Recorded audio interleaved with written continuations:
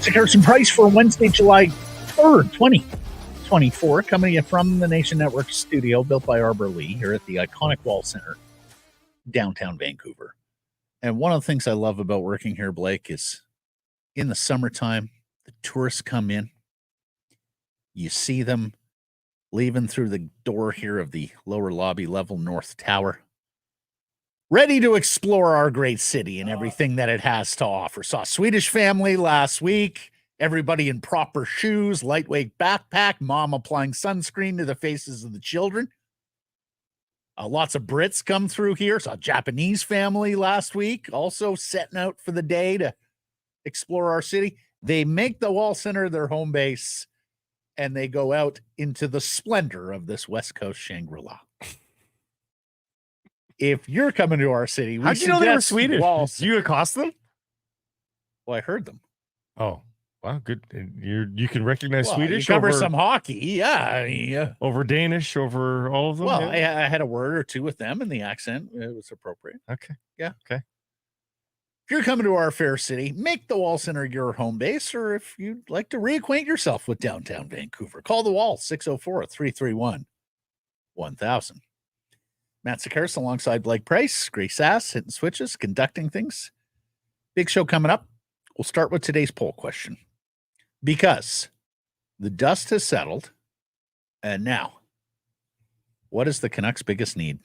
A top six winger, a top four defenseman, a third line center, or you can go off the board if you want, but third line center is getting very little action here. It seems like this is down to top six winger, top four defenseman. What says you, Blake Price? I'm going to go with the defenseman.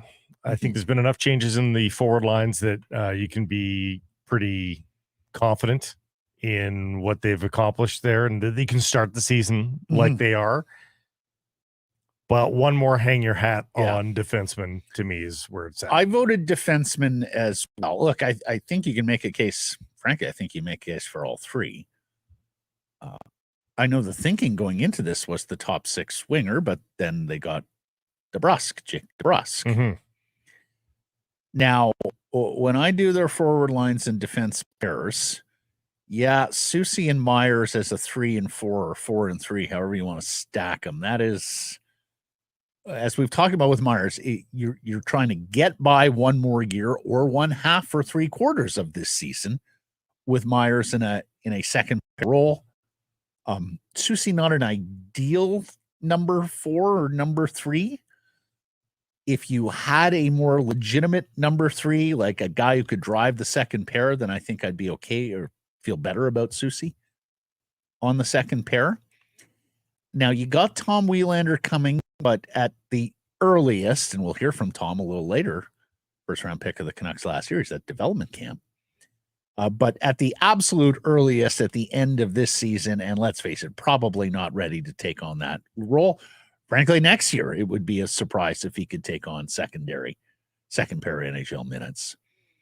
So I look at the forward group, and I just feel a little bit more comfortable. Like if Connor Garland had to play up into the top 6, that's not the worst thing. No. If Dakota Joshua had to play up into the top 6, that's not the worst thing.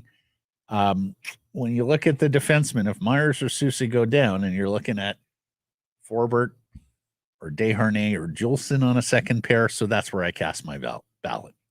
Even fully healthy. I don't love Myers as my second pair right side defense. I mean, honestly. Bottom line is, though, I think you did what we had talked about going in. I think you have baselined the team's floor by virtue of adding the defensemen and adding the forwards that have good defensive detail to continue being a superior defensive team tip to tail, not just because you have a great goaltender, not just because you've got an excellent blue line, but you've got a full team commitment to playing the defensive side of the puck. And I think that's going to bode well for them over the course of the 82 regular season games. Once we get to the playoffs is where I would say, boy, that top 6 winger and having one more difference maker finisher might be the biggest missing piece. I wonder if they're going to look more on a night-to-night basis like they did in March versus did in November. they probably won't be top 8 in the league in offense. Right. They'll be 14th in goals. Now we'll see what he does. He wants to rush more. We'll see what that produces. I'll believe that when I see it. Well, I'll believe it when I see it. I'll also believe that whatever incremental, or even if it's a significant more, even if they're rushing the puck significantly more, I still wonder whether it will be able to compensate for that extraordinary shooting percentage in the beginning of last season. But when they got grade A chances, it was in the back of the net. And, that's going to be a tough feat to repeat here in 24-25. But if you're 14th in the league in offense and goals scored, but you're 5th fewest in goals allowed, that is A-okay. Then that's a good team. That's a really good team. Right. So, this team should be very good at even strength and should be able to maintain the strong penalty killing that we saw come into view in the second of the season. Remember, it was a couple of years, folks, where we sat here and talked about this penalty killing group amongst the historic worst in the National Hockey League. They were sub-professional at one point on the penalty over long stretches. It was a coin toss. That was an incredible transformation that was made over and you've got, of the millions of things that you want to credit Rick Tocchet and his staff for, that was one of them. I forget the longest stretch, but there was a very uncomfortably long stretch where I think they were at 55%. I want to say it was an 8-game stretch or something like that, where teams went on the power play and it was 50-50 basically as to whether or not they would score. And they seem like a long ways away from that. Even at the end of the season, they were much better, but I think they're going to be even more better. Even more better? That's not good English. Even better still. You hand back that English lit degree to UBC, okay? More better. More better. Yeah. That's not Dickensian character development there, Blake. Okay, that's an E&O too. It's nothing to do with character. It's just grammar. No, I know. But the last time we talked about your English lit degree, it was about Dickensian. I'm an English lit degree, not an English language degree. Two different degrees. And you prove it every day here, starting at 11:30. Grady, what's this you? What's the biggest need? I will say a defenseman. I think you can get by with stretches of Tyler Meyer in your top 4, but I look at more as the sum of all parts, kind of what they did last year, right? They had a lot of number 5s, let's say, Zadorov, Myers, Cole, maybe into the 6 territory. I worry about the lack of puck moving ability on that bottom pair, and even with Soucy and Myers to a degree. Mm-hmm. There's some intriguing options out there. I just don't know if, Rick Tocchet, is he going to really like a guy like Adam Boquist in his system? Can he rely on Oliver Shillington? Yeah. Is Justin Schultz and Tyson Barrie too offensively minded? And Grady, I would say this is 2 off seasons now where they don't look like they've had a sniff of interest around that profile of defenseman. No. And I just think that's not I just don't think that's I don't think Tocchet and Foote like the cut of that jib. No, and by all accounts, they haven't reached out to those guys. They also, incidentally, but I think what the thing is the problem with that profile defenseman. It's either a Boquist and a Barrie, or it's Cale Makar. There's not generally a puck moving defenseman that's kind of in the middle class. Sean Walker. Yeah, in fact, maybe there's. We're going to talk about this more. There might be 2 to 3 guys that fit that profile, but there's not a lot of $4 million puck moving defensemen. I was going to save most of this discussion for tomorrow, but if you wanted to do it today, no, let's save it for tomorrow. Okay, the one thing I'll say on this, which is more relevant for today, is looking through the defensemen that signed here and whether there were any regrets there from a Canucks perspective, whether there were any players there that you looked at and went, would have liked that guy on that. My greater point, though, is that because it's a slimmer market to find the middle class puck moving defenseman, they might just be saying, we've got Tom Wielander coming. We're going to hear from Tom today. And we got him coming. Why are we going to lock in 7 years on a walker? But you need 2. No, but you need 2 middle pair guys going forward. Right, but only one needs to be a puck mover. Rough. You could do Wielander Soucy in 2 years time. With this coaching staff, I think they're happy with just 2 puck makers, movers together, and then the rest of them are. But you do have Wielander coming, and as early as maybe next year in fact. Well, this season, the end of this season, he could sign. That's true. After finishing. That's true. BU. Yeah. Incidentally, you see what just happened here? Hmm. I was going to call on Grady to answer the poll question. He meanders into the studio to change my camera lens a millimeter or two, Grady. Did anything change Your in that head was shot? too big. I looked at it and I was like, oh, the framing looks pretty good on that. He comes on in and he changes it inconsequentially, insignificantly. Nothing drives me more crazy. Blake can talk to you about this. Just this week, Craig. The problem is you move too much and you get I'm a so movie up talker. close When to I that talk, camera. I move around. So give up on it, but the mid-show camera adjustment just doesn't need to happen. It needs to stop, eh? It needs to stop. It really does. Well, when I go to frame Matt up, Mhm. he then moves, and dare the you. You frame should that I get set him used up to- with I'm is a mo- irrelevant. How dare I don't sit still. I fidget. Yeah, Let's get too to our- much wingspan. Right. Incidentally, Mhm. watching the draft this weekend and the number of times that wingspan or reach. Okay, we've been through this. And top story today. The other part of your prediction about years ago was that ass size would be a bet track. I still have not heard anybody. And that is the next frontier, Blake. Mike Babcock used That to is talk the about next it. frontier. You're right. You know, hockey, they're not really most comfortable talking about sensitive subjects, right? Anytime you start talking about bums, some people blush, demur, whatever. Ass size going forward. That's going to be something that scouts look at. How much power can booty. you generate Okay. from the rear end? All right. I'm sorry to bring it up. Our top story today, Vincent Desharnais comes home? Question mark. Well, he's a French Canadian by birth, but he's a former BCHLer with the Chilliwack Chiefs. Mhm. And we got a chance to hear from the new Vancouver Canuck free agent signing, defenseman, big defenseman from the Edmonton Oilers. And, well, one of the first topics of discussion is that 10 years later, 2014, 2015, 54 games for the Chilliwack Chiefs before a full college season or career at Providence and then into the professional ranks. One of the first topics was coming back to Chilliwack or Vancouver by way of Chilliwack. Take a listen. I had a few offers between Nanaimo, Penticton, Chilliwack, and I don't know, Chilliwack just felt like it was a good fit for me. And I've had such a good time in Chilliwack, and I'm still in touch with my my Bills family. We're still pretty close. So when I told them that I was signing with Vancouver, you can only imagine how excited they were. And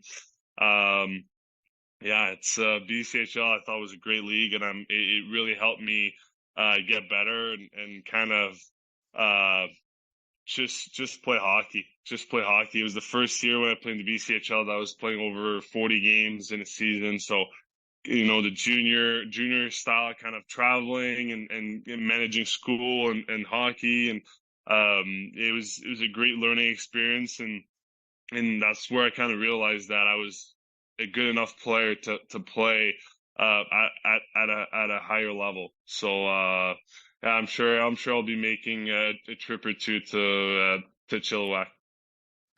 Good for him. And staying in touch with the Billet family all these years later. Those are some of the great stories you get in hockey, right? They stay in touch with the Billet family. He could go back Like to a second Chilliwack. set of parents. He could go back to Chilliwack. It's a bit of a commute, but if he chose, We'll see where they build that practice facility. it's true. He got a scholarship, folks, off a 1 goal, 4 assist season. That's right. Well, he had 5 points in 54 games. Then they go to the playoffs, Chilliwack, and he scores 8 points in 12 games. So, yeah, like DeBrusk, big personality. They're a good talker. It's one of the first things that stuck out about Desharnais outside of his massive frame. He talked about how free agency was quite stressful for him, first time through it. He talked about how the coaching staff, Rick Tocchet and Adam Foote, reached out to him. They spoke on the phone. And after hearing from them, he made a decision within an hour. I think once again, the Canucks went about selling how we can improve your career here with our system, our structure, and the way we go about things. He joked that he is eager to be on this side now of the Canucks forecheck, as opposed to Canucks forwards bearing down on him as they did in that 7-game second-round playoff series. And then this has got to be music to Tocchet's ears. He talked about how today he picked up the phone. He called his strength coach, the guy who puts him through his off-season pace, and they developed a plan for the next couple of months so that he can show up to Vancouver in tip-top shape for his new teammates, planning a big summer for the big fella. I mean, it is unbelievable how much of a fresh ball of clay this guy is, given that he's 28 years of age, but he's played 114 NHL games. So, you know, and others like Dakota Joshua are still in that same sort of boat too. I mean, you know, for their age, a surprisingly few number of games in the National Hockey League, there's still a chance for them to learn something, for them to figure some new things out and to be even better than they have been in the past. So I thought he was pretty mediocre in the playoffs versus the Vancouver Canucks.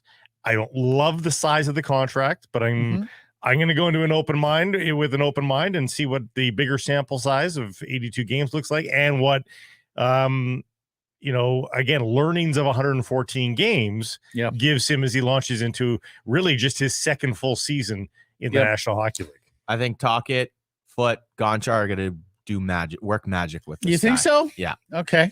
I think he's got more to give. Okay. That's our top story, brought to you by Yellow Dog Brewing. The 9th annual Beer Goggles Craft Brew Festival is hitting up Red Mountain Resort in Rosslyn, BC this Saturday, July the 6th. Find Yellow Dog Brewing, Neighborhood Brewing, and Yellow Dog Spirits, pouring some tasty craft beverages along with lots of other local offerings. They're on sale now. Tickets are on sale now. I crushed a couple of Yellow Dogs. It was so beautiful.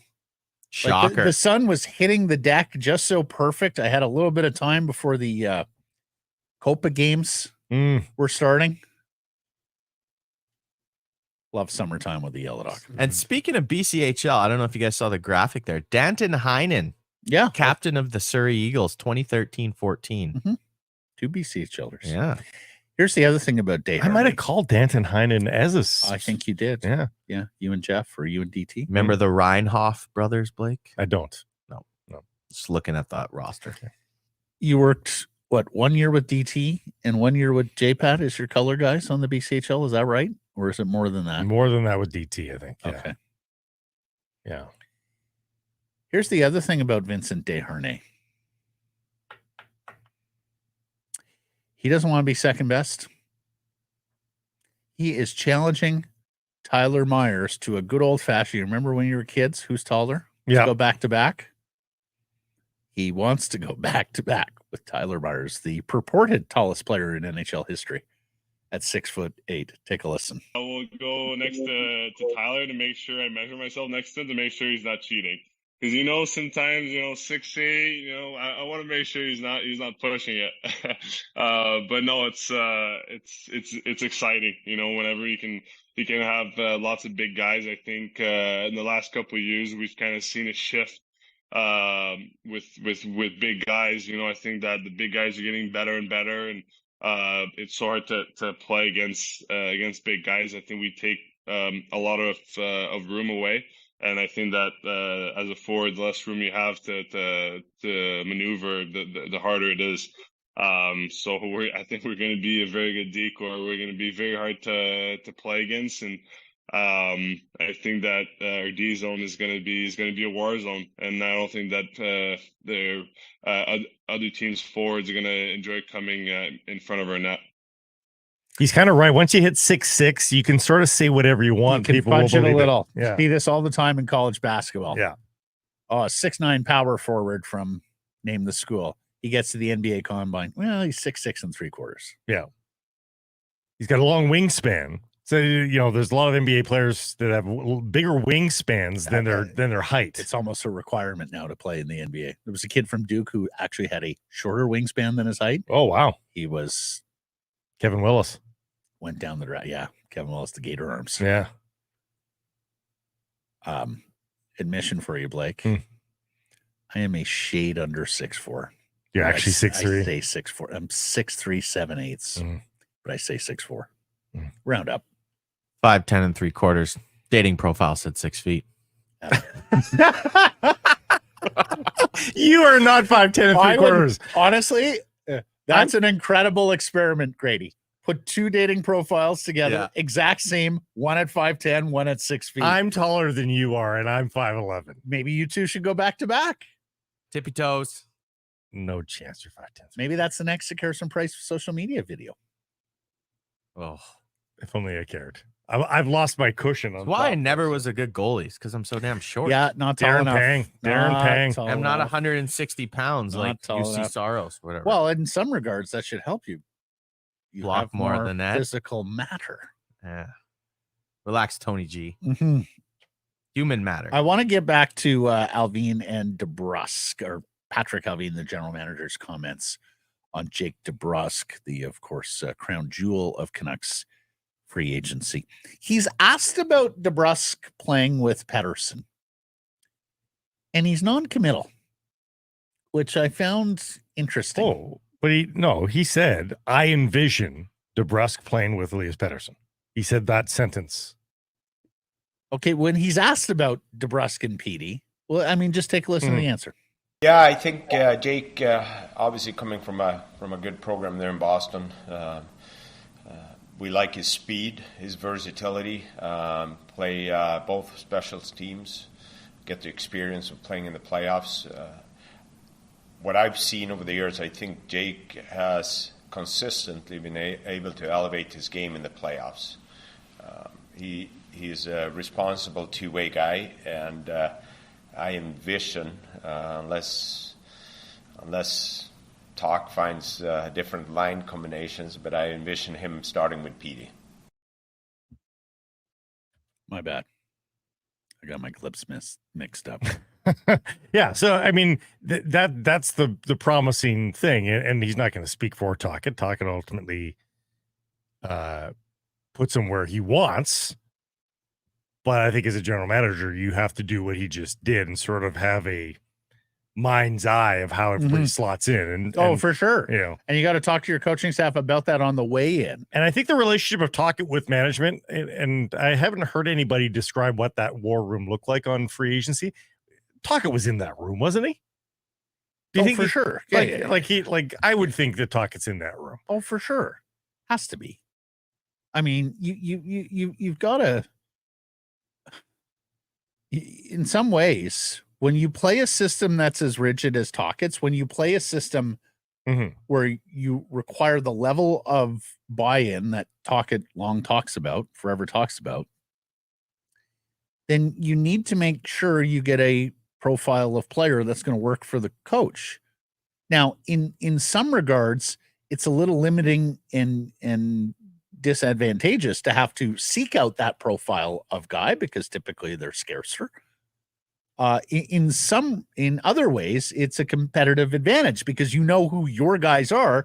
You can sort of dismiss some of the chaff from the wheat and focus in on who you want to pursue in free agency or via trade or what have you. So, yeah, I think this head coach has a pretty good say in personnel. And I think that's the case because he is dealing with a first-time general manager who hand-selected him, right? A guy that he had experience with in Pittsburgh and wanted to work with.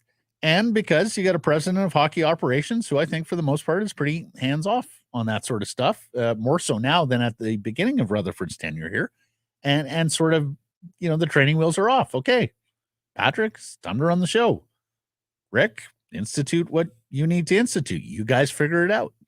It's I'll work on Francesco about that practice facility. It's been quite the evolution to see Patrick Alvin sort of take the reins of this team and be assertive, and we get to see his personality. And I don't mean that just in a media standpoint, just him start to talk hockey with the fans and media, and we get to sort of see what he's envisioning. And yeah, it's good to see. I think him speaking the way he does now gives the Canuck fan base a lot more confidence that they've got a plan. And I saw that a lot at the end of July 1st, is that people saying it just feels good to know that there seems to be a plan here.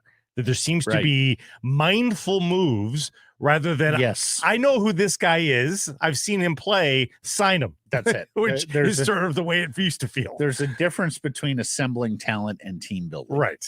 And this is a management group that is very much team building. Mhm. You know, much like the Gillis era. They set out to get specific players in specific roles. Manny Malhotra being a great example. Yeah. Right? Remember that free agency where they signed Manny? I want to say it was a 3-year deal for a couple million plus per. And I mean, there was a few people around the league who reached out to me. What is this new group doing? The guy was on a PTO last year. Was it in San Jose? I think he was on a PTO. Columbus, maybe. Wherever it was. Yeah. And, you know, when I wound up speaking to, okay, why Malhotra and why at that price point? And their thing was, we absolutely wanted a third line checking center who was great at faceoffs, could kill penalties, and had a sort of personality and gravitas to him when he stepped in the room. That it was pretty quickly understood by the rest of the players that this was a pro's pro and a guy who could teach you a few things on the practice sheet if you were willing to listen. Yeah, it was San Jose on that. It was nice to see Malhotra back in town with Yeah. the development crew. Yeah, We'd be having some fun with the media. And Yeah. good to see his face back. You want to get to that here? Sure, we Let's can do that here. Yeah. Development camp is underway. Manny Malhotra, of course, and others presiding there as the Canucks go about putting their young players, reserve list players, prospects, draftees through some paces, including first-round pick Tom Wielander from last season. He spent the year at Boston University with Macklin Celebrini. He had a very good first year. And, well, the big question, because he is going back to Boston University, Mm-hmm. the big question was put to Tom Wielander, when are you going to turn pro? Take a listen. I'm always taking it year by year. Well, first off, I think it's always important to stay humble. But also, I just think taking small steps at a time works best for me. Just looking at week by week, month by month. Like, now I'm here, and in a few weeks I'll be home, and then whatever happens after that happens after that. So, You know, he was the understudy to Lane Hudson this year. And he saw Lane Hudson depart. And if you don't know Lane Hudson, second-round pick of the Montreal Canadiens a couple years ago, who had a Meteoric rise. otherworldly season Yeah. in NCAA hockey as a offensively inclined puck-moving defenseman. Yeah, so he's going to be he's going to be a fabulous National Hockey Leaguer, it appears. But it hands the reins over to Wielander, who now gets to run the first power play unit, gets to get the bulk of the minutes, and you get the feeling, and not to compare him to Lane Hudson, but if he has a Lane Hudson like year, and he admits that he wants to improve his offensive side of things, so we'll see if he can be as prolific as Hudson was offensively, counting stats wise. But if he has a really great year, Matt, I mean, what else does he have to prove? I would hope this is, if he has a good year, I would hope this is his last year at college. It would be time to move on. Yeah, I think so. And a reminder on the discussion around this player, around this prospect last year after the Canucks selected him so high, the rare Swede to come over and play college hockey. Yeah. And you're seeing a little bit more of this with Swedes and Finns, even some Russians, although apparently the Flames first-round pick, Russian forward, he was intending on playing at the University of Michigan, but the academics weren't there, so now he's going to go play in the O. Anyways, you're seeing this a little more with European prospects, but one of the things that Wielander said to us was, well, you know, if you're going to play in the NHL, you should get accustomed to the North American ice, and even more so as a Swedish defenseman, because it's fair to say it's the least physical league, European Pro League of the big ones. Swiss, Swedish, maybe. Yeah, okay. And of course, on a bigger ice where you don't have 6'4", 230-pound freight train wingers bearing down on you with the forecheck. He said he wanted to develop, and yeah. in the Swedish league, he probably would have just kept on keeping on in the style of player that he was. Right. And he wanted to be an NHL player. And he wanted to learn that style, and he was asked about that again yesterday. Here's Tom Wielander on adapting to North American hockey. Obviously, I'd say the way that the game is played here in comparison to in Sweden, I think there's a lot more pace in the game here, a lot more focus on getting the puck like transition and forward. But I mean, me personally, I like that. I think it's more fun that way. As you see, there are 25 points at BU. A nice jumping off point. Like, again, considering he wasn't the go-to guy, that's a nice jumping off. By comparison, though, Lane Hudson, 49 points, well above a point per game. I think if he can get to a point per game, even, Matt, that would be considered a really nice step forward. And it would be tantalizing enough for me that he should turn pro. I if that think happens. he's turning pro one way or the other. And frankly, if he does not want to turn pro after this season, provided it's a good year, a healthy year, as you say, the Vancouver Canucks have a problem on their hands. Well, they've got a lot of expectation. Folks, do not buy that. Oh, he wants another year because he loves school. But no. If college, I think the die is cast now. I think it's clear. Rutger McGrory being a recent example, Cutter Gauthier being another one. If a college player does not want to sign with an NHL team when the NHL team wants to sign him, there's something up there. That is something that if I'm running an NHL team, the minute that happens, I'm trading the player. I don't think that's happening here, folks. I sure hope Don't not. worry, because if you go back a year to when he was drafted, I just listened to this audio Blake today. did this morning. Yeah, I did. Digging deep in the crates here. This is diligent homework. He's got sort of an Elias Pettersson like connection. Like, he had a childhood affinity for the Vancouver Canucks. Loved watching the Sedin twins. There's more than just I was drafted by these guys. He actually likes the Canucks. He says I've always loved the logo. So it's those little tiny things that make you think, okay, this is not a case of I've got no emotional attachment to this club. I'm moving on. And since we're talking development camp, should note Abbotsford Canucks have hired assistant coach Jordan Smith. He joins Malhotra's staff. There's still another assistant to be hired there in Abbey because Jeremy Colton and the staff from last year, the entire staff, did not return. Smith had coached previously with the AHL's Springfield franchise as well as in the OHL with Sault Ste. Marie and Sudbury. I read this about him. Poor guy. He gets drafted. He plays in the AHL. He takes a slap shot to the left eye at 20 years old. It forced him to retire from pro hockey. And his injury prompted the AHL to introduce mandatory visors. They were not mandatory until Jordan Smith, new Canucks or Abbey Canucks assistant coach, takes a puck to the eye. He went back to school to Lakehead University, where he played, completed studies, and then moved into professional hockey coaching. She also mentioned Sheldon Dries, the franchise leader for Abbotsford in goals and points, is off to Detroit on a 2-year deal. A 30-year-old now, Sheldon Dries, who, as we know, if you need some help on an NHL power play, Sheldon Dries can help an NHL power Before we play. leave the development camp, Aiden Celebrini there, of course, and a teammate of Tom Wielander. I've got about as much hope as you can have for a 6th-round pick that Aiden Celebrini might dip a toe in the NHL. I think it's great for Aiden Celebrini that his brother's who he is, in that I don't think Aiden wants to be left behind. I think Aiden Celebrini is going to work as hard as he can on hopes that one day he can play his brother or play with his brother at the NHL level. And he had an okay year last year as a debutante at BU. And he's a right shot defenseman as well. So he's going to get more opportunity this year too. But, and I've got modest hopes. Like, I think his goal would be the right side of a third pairing in the NHL. But, this year he's going to get more ice time for BU as well. Be interested to see what Aiden Celebrini does. Well, athletic family, of course. As you reminded earlier in the week, Father Rick played for the Whitecaps before becoming, sports physiotherapist to the Stars. They have a sister, Charlie, who's a really good young tennis player, ranked tennis player. And then their youngest brother, RJ, is a hellacious hockey player as well. Hockey player. Yeah. Where we go? Oh, yes. A couple of things that we didn't mention yesterday in discussion of the Vancouver Canucks upcoming schedule.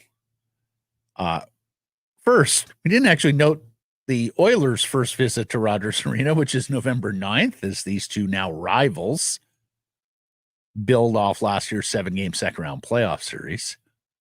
They're not seeing Vegas at home until April. Golden Knights are here on the 6th and 16th of April. Which is a little bit odd, huh? Yeah. I mean, I know you like to schedule those division games later in the season, stands to reason. But both of them. But both of them in one rink within 10 days.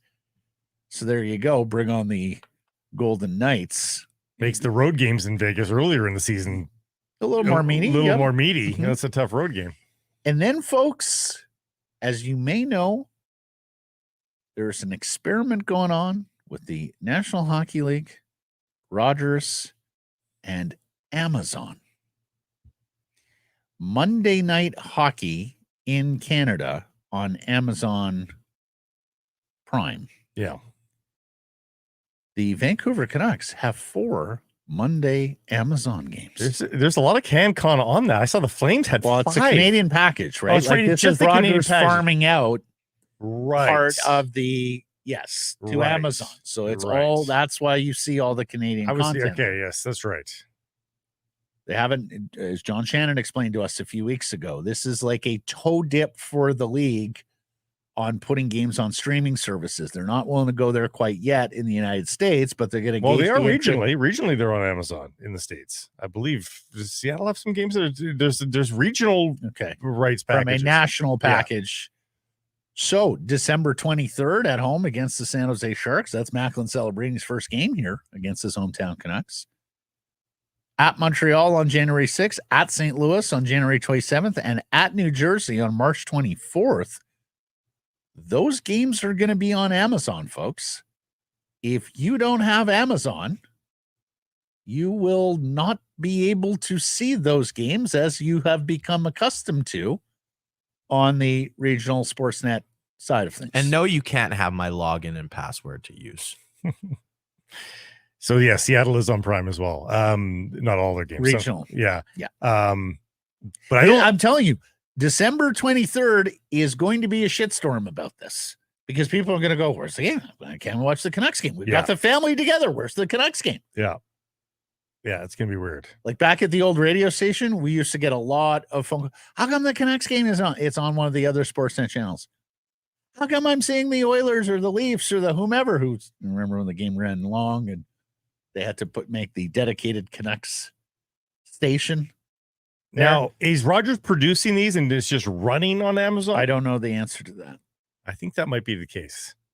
Why are you thinking in terms of Shorty and DT or Shorty and Ray? Yeah. Mm-hmm. Yeah, I don't know. Yeah, I think that might be the case, but you know, here's the thing, like been listening to some satellite radio, some US sports talk shows. And it's a big topic of conversation there because the NFL puts some games, a Christmas game and a playoff game on Peacock. Yes. And only Peacock, which is the NBC streaming service. And the backlash continues to this day. Like there were some fans that were absolutely outraged that they needed to go out and sign up for a streaming service to see these games that are typically nationally televised. I mean, an NFL playoff game, for heaven's sakes. There's been some big baseball games on Amazon too. Apple TV has MLB. Right. Blue Jays fans have been accustomed to this. There have been a few games over season that are not via Sportsnet. So, yeah, I mean, the good news is that game is more than 2 months into the season. There are games on Amazon that precede it. So I sure hope there's a smart and thorough marketing effort that takes place here on behalf of Amazon, Rogers, and the Vancouver Canucks to let people know, hey, this is coming up if you want to watch the Canucks and Sharks. And we'll see how hockey fans deal with this. On the post-game show on the TV side, they often say the next few games and where you can watch it. So I'm assuming they're going to put the Amazon logo there. I think you need to. Don't forget Monday. I think you need a more thorough push, a more front and center push than at the end of your. Oh, I'm sure there'll be ads that run. I mean, you advertise things like this. Amazon will advertise, I would think. Yes, I would think so. I wanted to take up two more. Forgot to mention this when talking development camp. The Canucks 7th round pick this past draft, Saturday, Basil Sansanens. He was selected in the CHL import draft, 31st overall, actually. Now, he's under contract with Lausanne in the Swiss League. Next year's Swiss kid.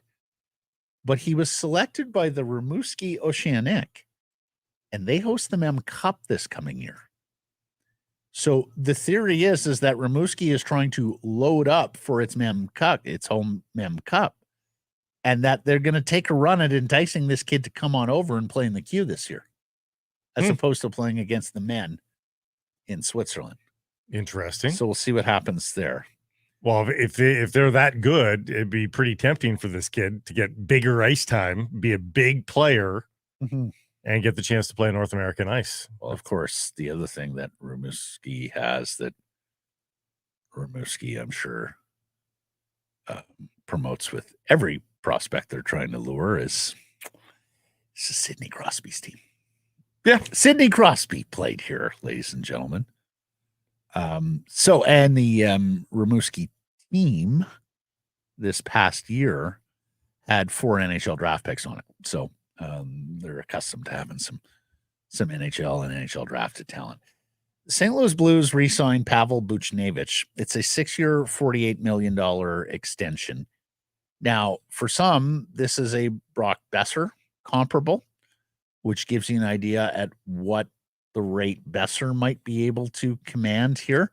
And again, Alvin has said this is going to be an in-season thing. They're not anxious this summer to talk contract extension with Besser, even though he's eligible. So I think a little bit more of a show me coming off the 40-goal season. So if you're forecasting forward with the Vancouver Canucks, Besser in around the $8 million mark, if he keeps it up this year, maybe even more than that, I think is what you're talking about. The other thing this does, and perhaps more urgently for the Canucks, we'll see. We'll see when those negotiations with Besser begin, if they begin in season. Buchnevich would have been high on the list of UFA rentals on next year's trade market, presuming things don't go well for the St. Louis Blues. Yeah, St. Louis may bounce back here and be a playoff team. They've made all sorts of moves already this offseason. But Buchnevich was a guy that we talked about, Blake, as part of next year's free agent crop and someone who might be attainable this year with the expiring contract. That's no longer the case. Yeah, there's been a couple of those signings, and they'll continue because the great free agent class for next year. But a lot of these guys are going to get snapped up. Canucks missing out on Gensel. They still are looking, even with DeBrusk, for that profile of player. But Matt, the best news for a Besser renegotiation is Sam Reinhart's contract. Yeah, that's the ceiling right there. Oh, no question. He's a more well-rounded player than Brock Besser by a mile. Yeah, he's a Selke Trophy finalist. Yeah, so fourth, like that's the cap. Like he's not making more than 8.7. Well, yeah, and of course, that's in Florida with its lack of income tax. But still, Sam Reinhart's got 57 goals and is a well-rounded There was player. a hometown gift discount given there by Sam, West Vancouver Sam Reinhart to the Panthers. Well, Besser should be able to provide that same hometown discount then. Saw Dallas signed her old friend Cole Lind. 1 year, 2-way deal. Why isn't anybody signing Cole Lind? Does nobody like Cole Lind? Cole Lind, the great narrator's voice. Nobody liked Cole Lind. Actually, you shouldn't say that. Seattle and now Dallas. Apparently a very nice AHL player. Yeah. Great kid. Yeah. We had several conversations with him. And then history down the I-5. And the Seattle Kraken, from the moment of inception, put a stake in the ground. We are going to be a progressive franchise. Well, They've put their money where their mouth is. Jessica Campbell has been hired as a full-time NHL assistant. It makes her the first woman in NHL history to be behind the bench, joining the staff there of Dan Bilesma, who, of course, was their AHL coach in Coachella Valley, former Buffalo and Pittsburgh head coach. He elevated, we mentioned the story a few weeks ago that Jessica Campbell was under consideration to remain on his staff and join the bench with the Kraken, and sure enough, here it is. It's and you're going to see more of this. And honestly, you have to have a few of these pioneers to bust open the door and make it normal, and to the point where, you know, the Canucks doing what they did with their management group. The next assistant general manager that's announced that has a name like Jessica Campbell, I don't know that it's going to be as big a deal anymore, and in a good way, in that it shouldn't matter. If you got the resume that is appropriate, then great. So it's, and with women's hockey, of course, exploding and numbers increasing everywhere, and the pro league now finally centralized. You'd think that the number of capable candidates, experienced candidates, not capable, but experienced candidates is just going to get more and more as that side of the industry grows and grows and grows. For sure. First of many. Yeah. Today's menu brought to you by our friends at Greta 50 West Cordova, a fantastic spot to catch the game. Quick walk to the rink or stadium. Fun before the game, after the game. Bitchin' arcade. Make it a game night at Greta 50 West Cordova or at gretabar.com.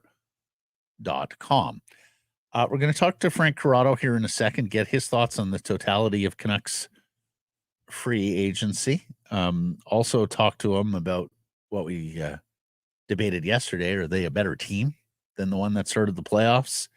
Talk about today's poll question, the needs going forward with the Vancouver Canucks. He also is happy for Chris Tanev, that Chris Tanev has a 6-year, he called this last week, signed Tanev on the longer term deal, and then anticipate he goes to Robida Island for a couple of years, which, yeah, is a great way to circumvent the cap. And I sure hope that the National Hockey League and Gary Bettman are looking into the Toronto Maple Leafs activities on this file. Tanev playing into his 40s. Come on now. Anyways, former teammate of Chris Tanev. We talk about that a little. And Sara Civian from Bleacher Report and the Too Many Men podcast out of Boston. We had Sarah on the show not too long ago, actually. A month ago, maybe. Yeah. She wrote Playoffs, a beautiful column on her affection for this market, this fan base, and all of it stemming from Jason Botchford, his mentorship of her, and his unique style of reporting on the team. But we want to bring Sarah in today because she's there, based in Boston, and three Boston Bruins are now Vancouver Canucks in free agency. Not to mention 2 Vancouver Canucks are now Boston Bruins in free agency. It's kind of worked like a big trade, and with new may have worked out for everybody. We'll see. Mm-hmm. That 6th year of Zadorov. Yeah, there's risk everywhere. Yeah, I know. Bet365 time. Bet365 bet of the day, proud partner of Sekeres Price. We're delighted to have Bet365 with us. I've been successful taking points in the Canadian Football League. Mm-hmm. As I've mentioned several times here, I like taking points early in football seasons until we get a handle on who's better, who's best. Not to mention the fact offenses sometimes lag behind. Timing isn't quite there, so you get the lower scoring games and the points are even more beneficial. We're a month into the CFL now, and look, it's in this league, it's how you end. It's not how you start. I don't think we have the full book on how good or how bad some of these teams are. Like some winless teams that I think are better than their record. There's some teams floating undefeated marks or close to that I'm not necessarily sure are as good as the record flatly would indicate. But I'm getting 3.5 points with Saskatchewan at home tomorrow against Toronto. I just love home dogs on principle, particularly early in the season and particularly in hospitable environments. So Riders plus 3.5 Thursday to kick off CFL Week 5. The Whitecaps on the road tonight versus Minnesota United, decimated by injury and trading away players, transferring players. The Caps need a road win, plus 200 against this Minnesota team. Yeah, that's pretty good. That's I like good that. value. I Jump wish I on had it. seen that. Open an account with Bet365 today and bet on a huge range of markets. So whatever the sport, whatever the moment, it's never ordinary at Bet365. Use code VANBONUS when opening that account. Frankie Corrado coming up next. In a season like this, you never want to miss a single second of what's happening on the ice, and you want to be around your fellow fans, right? Well, Greta Bar YVR at 50 West Cordova, the perfect spot to do so. Hey, if you've got tickets, a great place to pre and post. They've got drink specials every single day. And if you don't have tickets, well, stick around and soak up the atmosphere with all your fellow fans, play all the great video games and air hockey, great air hockey set up as well at Greta Bar YVR. We'll see you there, 50 West Cordova. Our next guest brought to you by the Arnold Palmer designed Whistler Golf Club, off to an incredible start for the 2024 season. Amazing reviews on course condition, on service. It's a beautiful place to play golf, incredible views and vistas. And we want to remind group organizers of 12 or more, it is not too early to get your September, October buddy or corporate trips booked. Prime time's filling up fast. Of course, you got a group of 12 or more, you, the group organizer, plays for free. Tell us about your group. whistlergolf.com/groups. Joining us now, former Vancouver Canuck TSN hockey analyst, the one and only Mr. Frank Corrado. How are you? What's up, boys? I'm pretty good. Can I give a little shout out quickly? Sure. Please. And Farhan, like that, those are big shoes to fill. I thought Harman Dial did such a good job with us on July 1st. Shout out to him. He's a young up and coming star. Great job, Harman. We had him on the show yesterday. We praised him just as effusively, and right you are. I mean, and here's the other thing. Harm's been in the business now like 5 years. He's early 20s. We used to call him boy genius. Now he's man genius. So you're quite right. I was going to quiz Frank on that. That was a Botchfordism. He called him boy genius. And is that right? I didn't know that. Yeah. Botch had great nicknames. He did. He had a knack for that. He did. I was boat captain. This is Baby Dragon. Yeah. Baby Dragon.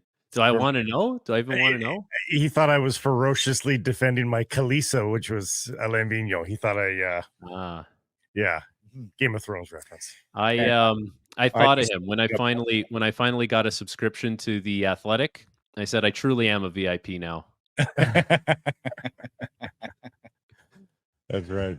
Canucks, they get any VIPs this week? What did you make of their work in free agency, Frank? I was a fan of what they did. And I think in years past, under different control, with that much cap space, that would have been dangerous. They would have just spent for the sake of just spending, and just, there you wouldn't see a lot of the purpose behind what they were doing. It might just be a big splash or a big name, and maybe just something to kind of get the hype train rolling.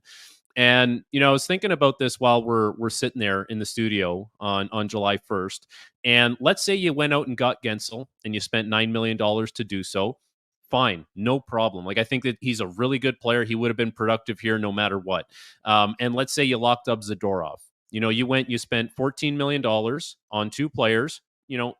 We'll see what Zadorov is on a $5 million contract, but I wouldn't have had an issue with that. Now, I think there was some purpose behind what they did here. And so that $14 million, instead of spending that on two players, you still got a good winger who can, even elevate his game even more in DeBrusk to potentially play with EP. You bring in Danton Heinen at, is it $2.5 million, something around there. He's a good winger. He can play in your middle six and give you some offense, and he can skate, he can play Tocchet style. And then on the back end, you go and get two trees, right? You get Forbort for 1.5. You bring in Desharnais for $2 million, and all that combined is $11.5 million. So you still, like, I thought they spent their money with some purpose. And correct me if I'm wrong on the math. That was never my strong suit, but I I think there was some purpose in what they did, and you can see the logic behind it. And now, like it's up to everyone to hold up their end of the bargain as far as the players go. But it's a pretty good day. That's a pretty good day for them. Yeah, they got DeBrusk, Heinen, and Sherwood for what it would have cost to get Gensel. Right. So that's how the math works. It's Heinen at 2.25 even, Frankie. He took a bit of a discount. And he's got here. got high teens goals in 2 of his last 3 seasons. I mean, the Canucks kind of used the Dakota Joshua success story as a template for what they wanted to do. I think, throughout the lineup, but certainly on the forward lines. There is more upside in Heinen, I think. Could Heinen score 20, 21 goals this season? Would you be blown away? And could DeBrusk score 30, 31 goals? Would you be blown away? I would not be blown away if he got 20 goals. Put in the right situation. Like there's some skill there. Pretty crafty player, good wheels. So no, that wouldn't blow me away. And even with DeBrusk, like that's a scoring winger who kind of needs to. I hate using this term because it's so generic. Like he needs to be a driver. But you know what I mean? Like he needs to be engaged physically. Like he needs to be moving his feet. He needs to be, kind of bulldozing his way to the net. He needs to be someone who puts up some volume of shots, and especially in kind of in close and in grittier areas. Like if he's doing all that, there's a very good chance he's eclipsing 30 goals. So I think they're smart moves. And the other thing, even leading up to July 1st, I think, we would have talked about it. A lot of people in that market would have talked about it. Tyler Myers at $3 million, right? Coming back. And if you saw some of the money that was thrown around at UFA defensemen yesterday or 2 days ago, Joel Edmondson signed for $3.8 million in LA. So you're telling me he's almost $1 million better than Tyler Myers? I don't buy that. So I think if you saw, the money that was thrown around on July 1st, I would feel better about the Tyler Myers $3 million deal. Okay, let me ask you this, your area of expertise, but Hughes Hronek, Susie Myers, Forbort, Desharnais, or Juleson, do they have enough puck movers back there, Frank? And if no, do they have to split Hughes and Hronek to make sure they have puck moving on a couple of those pairs? So I'm not concerned about Susie moving the puck. I actually think he kind of flies under the radar in that regard. I think he's better than maybe people do give him credit for moving the puck. I don't know, but I think he's pretty good with it.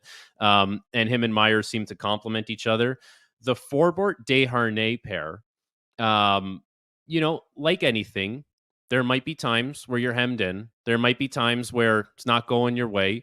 But I think that's why, when Juleson kind of started playing better this year, what was the first thing that stood out? Like his play with the puck was much better. So to be able to kind of slide him in if it's not going well for Desharnais or vice versa with Forbort.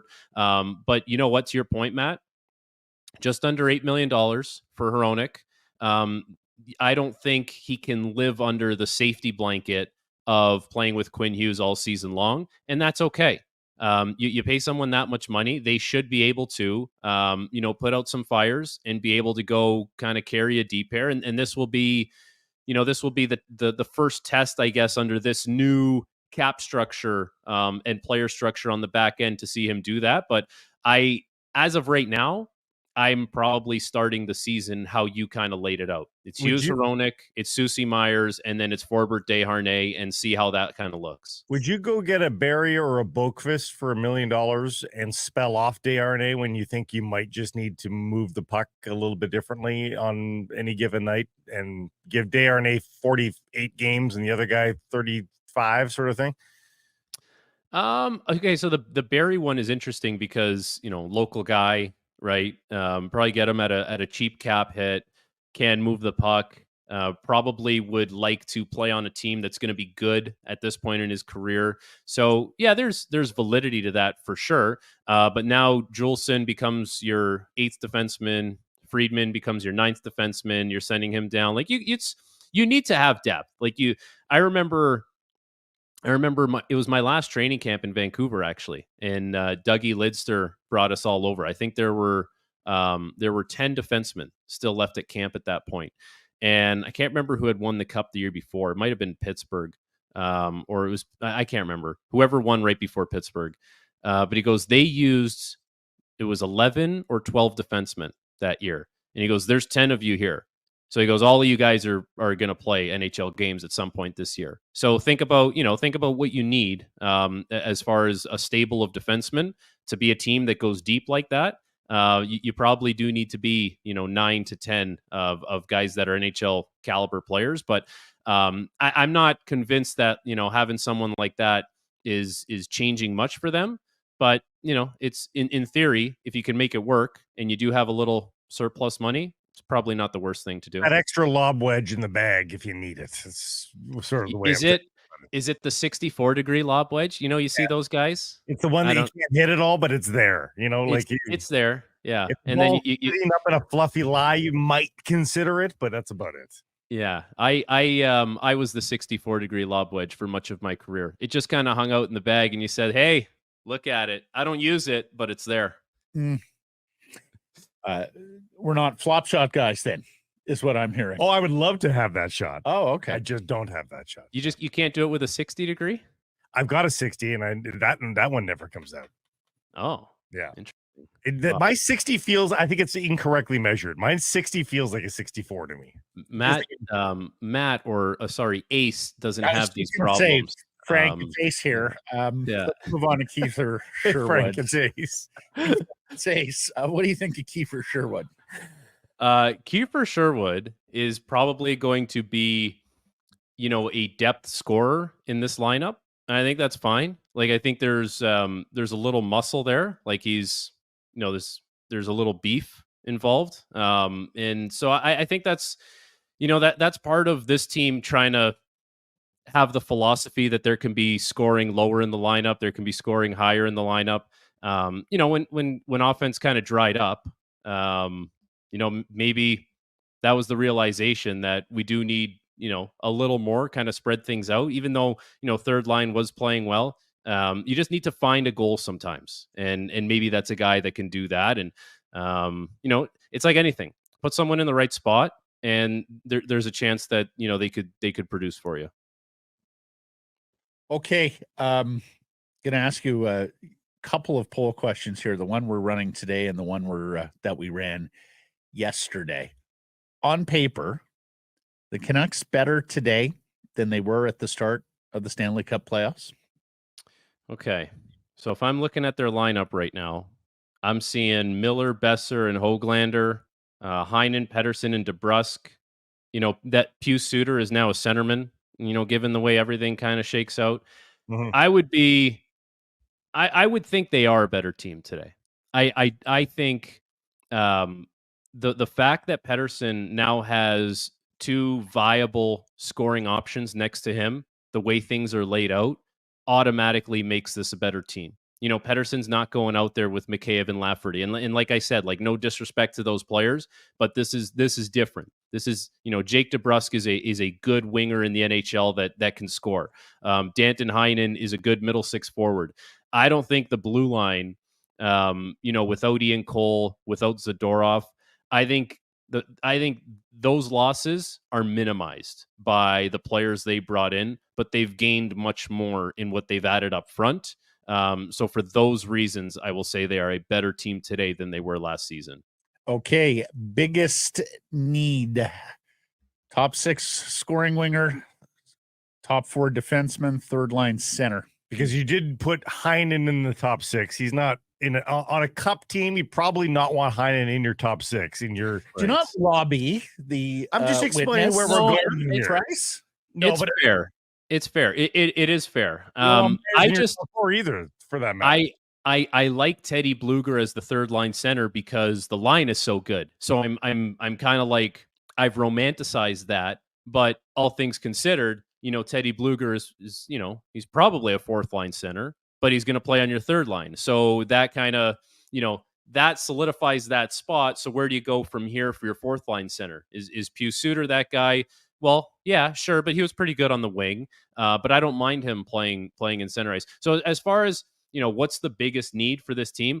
I think if you started the season like this, I would be pretty content. But I will just say because of how the season finished last year, I'm probably still thinking like a top 6 type winger. Like I still think that's probably the biggest area of need, just based on the fact that you do have some versatility down the middle, and we're still talking, DeBrusk and Heinen with Pettersson, but you want to have some versatility on the wings. You don't maybe want to have someone just pigeonholed there, the whole time. They're in no man's land on the cap. They don't have so much regular cap space that it's going to be compound interesting to the trade deadline, and they're all of a sudden going to be able to pick up a $5 million player. They've only got hundreds of thousands of space left, but then they're also not up against the cap to the point where they can use their LTIR. But they make an acquisition, then they can go into LTIR, of course, and get that. So they've sort of hinted, Frank, that they're keeping this flexibility open to make a mid-season acquisition. So the question is then just, where are they going to improve? And maybe they don't know. Maybe it's a tie in their own mind and they're going to start the season like this and see how it all plays out. That's what I would do. I mean, now, remember last year when Patrick Kane was kind of deciding where he was going to go, and I think there was so much speculation, and it was a good spot to be in for him, because you could kind of look at things from the outside and say, okay, I like this, I don't like that, like where do I fit well? He ends up signing in Detroit, but it's almost like a team like the Canucks they have the comfort of doing that now, where the season's going to play. They're gonna win games. Like, they're gonna be a good team, and they can kind of evaluate where they need to kind of change things. Like last year, I don't know how you guys felt, but last year it felt like it was just hammering the blue line with those bigger guys, and that was something they really felt like they had to address. It feels like that is addressed to a certain degree. Like, all the big boys are there now, but maybe we do get into the point in the season where someone gets hurt, someone's not producing, so many things look good on paper, but maybe it does become, a forward or a winger. And then the other thing they're going to have going for them now is the fact that they are a good team, and Vancouver's a great place to play, and it's an awesome city. You're going to have guys that are looking at it saying, I'm pretty curious. Like, I would like to play there. Like, I would like to experience that. And it's, it's a chance to win. So, who kind of falls into that category? I think there's going to be guys like Tarasenko, who's was with Florida, wanted to go there. I don't know. Like, if you can find guys like that on cheaper cap hits. Calgary, Mantha's got a 1-year deal. I mean, if Calgary wins 10 of its first 30 games, isn't Calgary immediately going to start trying to trade Anthony Mantha? I would think so. That's in all these teams, San Jose, I guess, signed guys with some term. But that's, if you're a Chicago, there's a good example. Like, Chicago signed all these guys with like 1, 2, 3-year deals. I think the longest deal I saw them sign was a 4-year deal with Bertuzzi. Like, that's a team that come trade deadline time, they've strategically signed all these guys to short-term deals so they can move on from a couple and recoup some assets. So there's going to be, we're going to have just like last year, the haves and the have-nots. And the have-nots will definitely be looking to acquire assets and move the players that they signed. You mentioned Edmondson as a contract you didn't like. I think that's universal outside of the LA Kings front office. What's a contract you really liked from Monday? Who do you think, or a couple, if there's not one standout, but who do you think did well in terms of getting a player on a good AAV and at good term? I mean, Sam Reinhart. Like, the Florida Panthers got Sam Reinhart for under $9 million, like under $9 million. I saw somebody being incredulous that Willie Nylander gets what he gets and then Reinhart gets what he gets. It's a couple years difference in age, but only that. I mean, what's the difference between it's almost a $3 million difference. That's the first question I think everyone starts to ask when they see that contract roll through. Okay, there's a few things. Just won a Stanley Cup with Florida, wanted to be in Florida. You get significant discount on the tax. You get the weather. You get to go to the practice rink in your golf cart, all that kind of stuff. So you take a little less. He's building a home there, Frank. He's building a house, not just buying a house. There's that. And here's something. Ask yourself this: if Willie made it to July 1st, Was there 11.5 out there for him elsewhere? I'm not convinced. I don't know. Right? Like it doesn't seem like teams were I think willing he to go gets that Maybe high. that's the Leafs premium, Frank, that the Leafs have to pay because they're Leaf players and we couldn't leave Leaf lands because of a contract dispute. There was like it was an insane amount of money that was thrown around. Like it really was something. Like we're sitting there on the floor of free agent frenzy, and the Nashville news basically took the whole studio by storm, right? And Stamkos thing was happening. We kind of saw that happen, and then all of a sudden it's March or so, and we're like, okay, this team is not messing around. They know they need to score goals, and they're addressing that. And then Brady Shea comes through. And it was like you just hear murmurs, Nashville, oh, Nashville, Nashville. It's like all of a sudden, we cater to the Canadian markets because we're in Canada. We had to talk about Nashville and what they're doing. So that was, we'll see how those deals age because, those aren't exactly spring chickens and there's a lot of money there. And that's different than what they did last year, Matt. Like they signed O'Reilly at 4.5. That was their first line center. Then they signed Gus Nyquist to a brilliant deal. 2 years, 3.1, and he has the best statistical season of his career.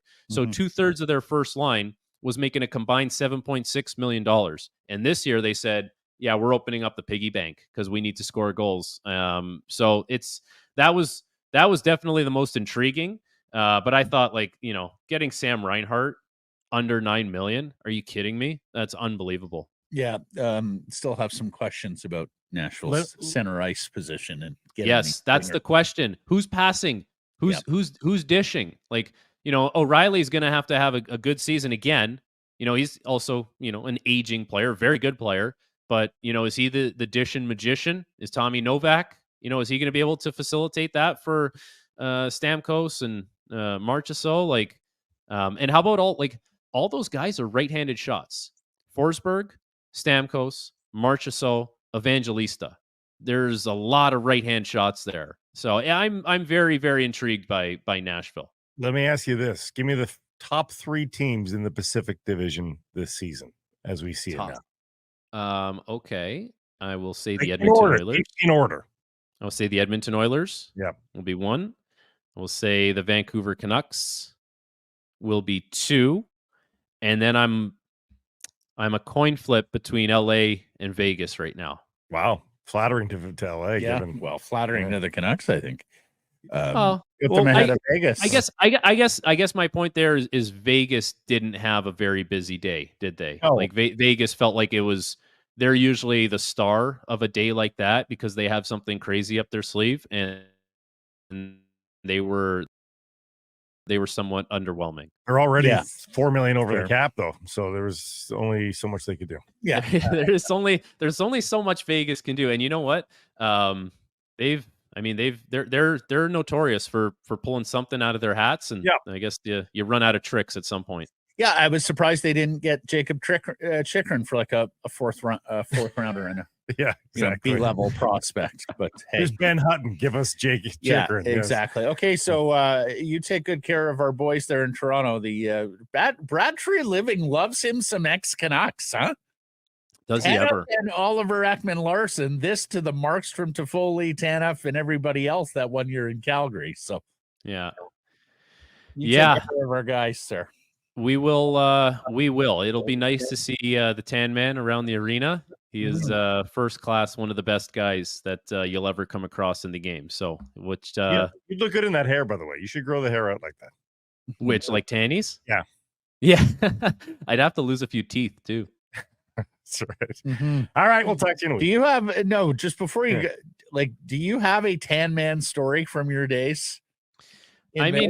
Specifically, like he's just the best guy, and he's the most calm guy. It's crazy. Like on the ice and off the ice, he's so calm and everything. And you talk to him, and it's like there's no pulse there. And then he goes on the ice, and it's like there's no pulse, but he's also very intense at the same time. It's a very, very interesting, unbelievable guy. Honestly, one of the best people I've met in the game of hockey. So big congratulations to him on his new deal. As are you, Frank, even Yes, if his thank you, new sir. deal is CBA and cap circumvention. You have a great week. We'll catch up. See you guys. Bye.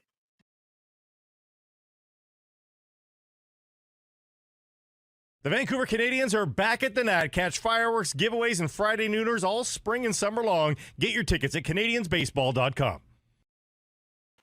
Sara Civian covers hockey for the Bleacher Report, the Too Many Men podcast. She's based in Boston, so we thought after the activities this week between the Bruins and the Canucks, we should bring her on and ask her who got the better of the Zadorov-Lindholm for DeBrusk, Heinen, and Forbort trade. How you doing, Sarah?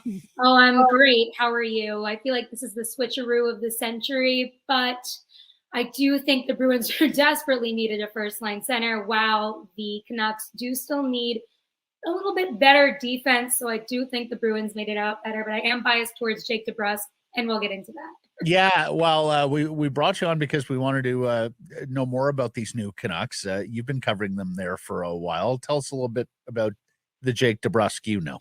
Yeah, well, I started covering DeBrusk before I went to The Athletic to cover the Carolina Hurricanes. That was like my first year covering the league. It was one of his first in the league, and he scored that Game 7 goal against the Maple Leafs. And I just remember interviewing him after.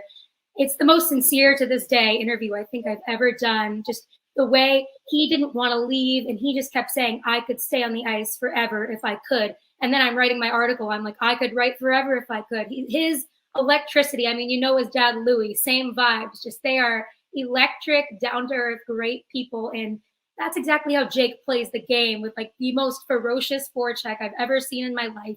He might be streaky with the goals, but they always come up big. Like, he is so pound for pound great when it comes to the playoff goals and when it comes to the most aggressive forecheck, and that happens on the penalty kill, which the Canucks need. Yeah, help me out with this, Sarah, because it seemed like his name was in trade rumors a lot, and that it just seemed weird for a young player who had success, was a first-round pick, had the pedigree and all that. And you're not the only one with this report card either. Yeah, exactly. Listen, I'll be careful with this, but some of the younger players on the Bruins for those years did not exactly do well under Bruce Cassidy.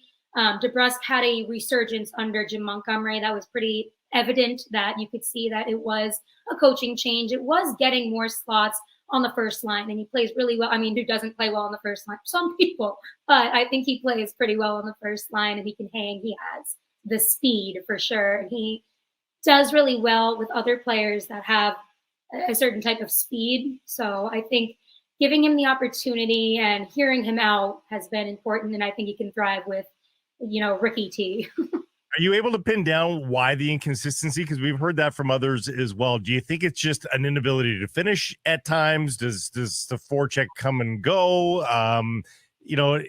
What prevents him from being a 30-goal scorer, do you think? It's absolutely the inability to finish. It's not the forecheck. It's kind of a Matthew Tkachuk situation, and I've talked to Tkachuk about Paul Maurice, and he said the reason he thrives under Paul Maurice is because when he has those streaks where he's not generating offense, that Maurice doesn't beat him up for it, and he still gives him kind of the same leash because he knows he's going to get it back, and he knows he's not going to mess up on defense. Jake DeBrusk, you don't see him messing up on defense while still exerting the effort, so I do like that part of his game a lot.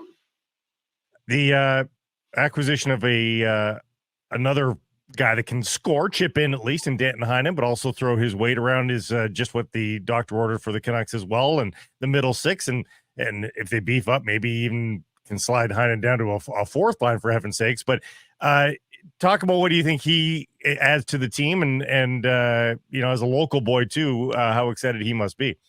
Heinen's awesome. You saw the story with the PTO, right? He never gave up. It was years of kind of back and forth when he didn't really deserve that. He's always been pretty good analytically. I mean, he's an even strength god. That's how I describe him. And he was playing so few minutes. What was it? 14.07 per game with the Bruins. And he still chipped in pretty significantly offensively. So I do think given maybe a bigger opportunity, he could thrive more. I mean, he never really did that rookie season that he had, but he played sheltered minutes last year and still really rose to the occasion in ways, especially on even strength, that the Bruins needed. So, and Forbort, from all we can understand, he is a puck eater. And we hear he's a bit of a funny guy. We hear there's a quirky personality there with Forbort. Sarah, what can you tell us? Tough guy. He's a great sport. I mean, there's been times where he's been in and out of the lineup, and he's just been a really good sport about it. I'm not going to say sit here and say he's a top pairing defenseman, but he does play his role extremely well when called, and he tries hard. And again, with a penalty kill, I think that really shores it up for the Canucks. All right. What about the ex-Canucks? You said Lindholm's going to play top line center for Boston?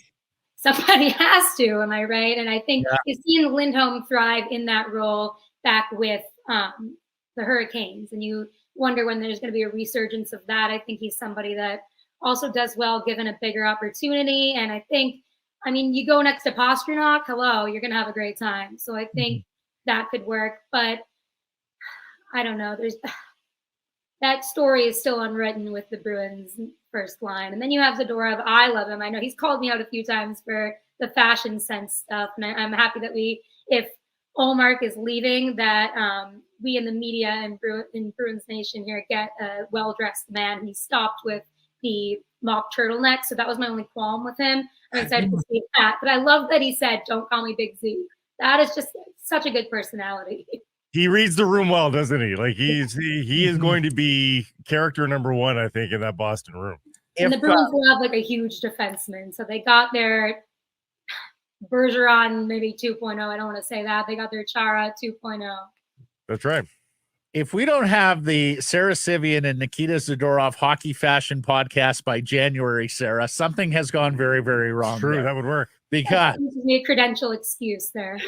I'm not sure you saw him on Hockey Night in Canada this past year, but he does not hold back. He's one of these snobby, mean fashion types. He made fun of the broadcaster's shoes. Exactly. Poor Dave Tomlinson. Mm-hmm. Yeah.